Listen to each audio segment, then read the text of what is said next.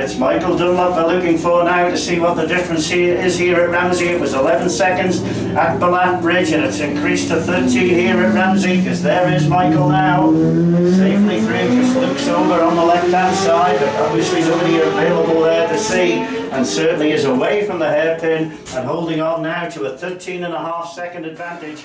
Here's the famous hairpin, a sharp 180-degree left-hander, approached and left uphill, and taken at about 20-25 miles per hour. First man through was number 2, Williams of the Oswestry Club on a BSA.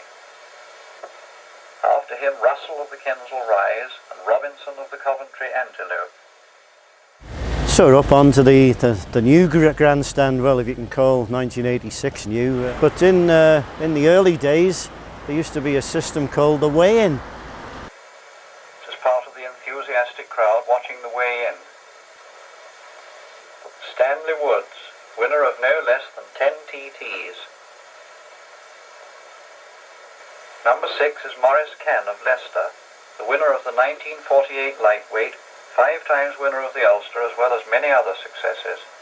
The horn run. The riders would arrive at the back of the pits here at the grandstand with their bikes, and more often than not they'd be not in their leathers, they'd be suited up with a collar and tie on.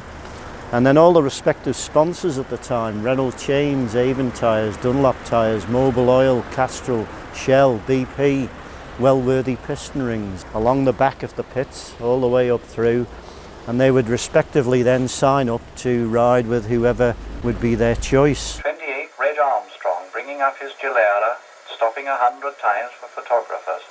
The crowd was enormous. Here's Jack Brett, a worthy member of the Norton Works team.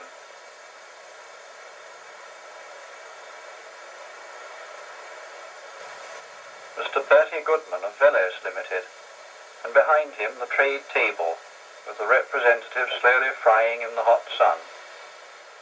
And it drew the crowds because on the old grandstand, which was a little bit nearer, you could virtually look down over the edge as you here are now, and see all of the top men, all the riders off the day: Fergus Anderson, McIntyre, Alistair King, Surtees, Hartley. Enrico Lorenzetti, the popular Italian sportsman on the 1953 Works Gutsy. Ray Petty with his immaculate 250 Beat Norton. Tommy McEwen, he's said to know the course backwards. He lives over here. Fergus Anderson with another streamlined Gutsy. He rode this one to victory and set up a new lap record, his second successive lightweight win. Tommy Wood, who took over... You saw them as they were, not with their leathers on. I remember going to a prize presentation once at the TT presentation, and I came back crying my eyes out because the riders were dressed in normal gear. I thought I'd go to the presentation and see them in their leathers. Trouble was, I was 23 at the time, mind you, but that's another story. In the lull between lightweights and ultra-lightweights, Sven Sorensen demonstrates his riding skill in another direction, but with no prospects of adding to his 16 TT replicas on this machine. He brings this apparatus every year from Denmark, to the huge delight of the crowd. Reg Armstrong, winner of last year's senior race, and third this year. Now the crowd's thinning out as tea time approaches. What happened then was pretty unique as well. In this modern day and age where you just fire the thing up on a button and it ticks over until it gets to a certain temperature and away you go, there used to be a system called round the bins. And again, if you buy the film No Limit, you'll see exactly what round the bins meant. From the start line right through to Governor's Bridge, they put aluminium dustbins in the middle of the road. And the reason that they had to do this was because the bikes were running on castor-based oil, all the single-cylinder machines. There was hardly any two-strokes in those days, remember? At 2:30, the 125cc's start to warm up. They are ridden round a line of markers in the road for 15 minutes to get the oil warmed up, and begin to take up positions on the grid a quarter of an hour before the start.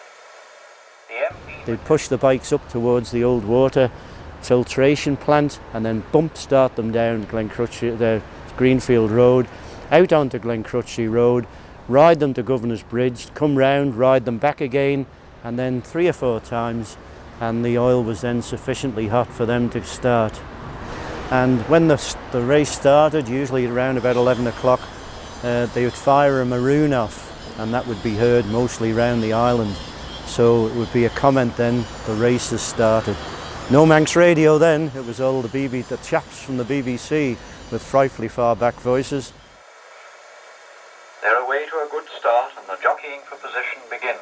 Notice the smoke from the starting maroon. And the first rider through was Tony McAlpine, still keeping his lead, then Ken Mudford on a Norton, followed by Ernie Ring, matchless, Nick Nicholson and George Brown. The scouts are taking a breather while they can. They work very hard this week and look after the signals with typical Boy Scout efficiency. So the weigh-in, round the bins, and the start-finish area here, and the overnight retention of the bikes in a basically a white tent, ready for the race the next day. More often than not, run in whatever weather the day produced. This stonework here has seen every bit of TT history on the mountain course since 1911, and certainly the mills here which produced the Union shirts which went worldwide. Certainly that is part and parcel of the history of racing round the mountain course.